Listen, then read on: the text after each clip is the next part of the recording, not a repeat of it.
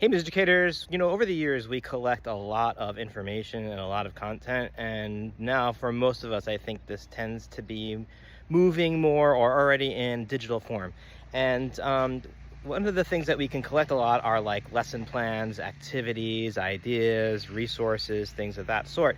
And sometimes they're floating around all over the place. Sometimes they're in multiple kinds of formats. I know a lot of people are now making slideshows and are using Canva or using Google Docs or all these different kinds of platforms and apps, and we collect all this digital stuff and then we look for it. And one of the things I think that we don't do as much, or maybe we could do a better job of, is adding metadata. So metadata is like sort of this information that you add to the file of whatever kind it is, that provides information about the content in it. It's not necessarily part of the content. And I think one of the things that could be useful about metadata is it can help us find connections and relationships between different ideas, right? So if you have, 20 different lessons that address timbre in some kind of way, and you don't have like a tag on it that says timbre, you're searching around, you might find some of them, you might not find some of them, but if you had that tag and you were to look for that timbre tag, you would find all those files that were tagged timbre. So in my case, on day 25 of writing on a road trip, I am dealing with tons and tons of writing files because I'm writing this writing project modularly, which means, each part of like a chapter or a part of the writing is sort of separate from other parts, but they're related to each other.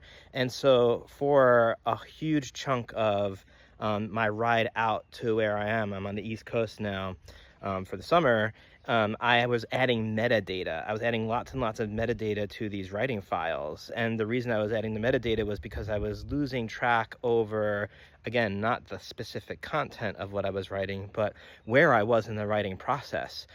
In some cases, I was kind of like ready to like say, this is a draft and it's ready to go for me to kind of not come back to it for a while. In other cases, I didn't have anything written. I just had a sort of like a name of an idea of what I wanted to talk about, but there was nothing in there. In other cases, it was sort of partially done and then I left it. I also did a lot of rapid prototyping of like writing stuff and like sharing it to folks in some of my classes this past semester. And so some of that was further along. But I didn't really have any metadata to help me figure out where I was in that status. So I went through all of my files. I'm using Obsidian right now, which is like a great app. You can watch my YouTube videos on it if you're curious about how that works. But I was going in and I was adding metadata basically in terms of like, what's the status of this file? Is it sort of like not started yet? Is it in process? Is it sort of like in a draft form? And then I was adding sort of like types of drafts. I have like probably at least 10 different forms of drafts, right? So I have like Anne Lamott in her writing advice talks about like down drafts, which is where you get everything down. She talks about shitty first drafts. And so like a lot of my drafts are in like sort of down draft, shitty first draft kind of mode. Some of them are more refined, but I was sort of like using these labels. They didn't actually use the label shitty first draft. Maybe I should have.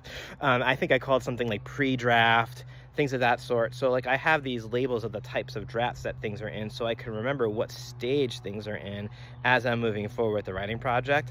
And then I also had a sort of like next steps sort of information or metadata to let me know as I'm looking at things, okay, I'm leaving this alone for a while. This has actually like been moved to like someone reviewing it.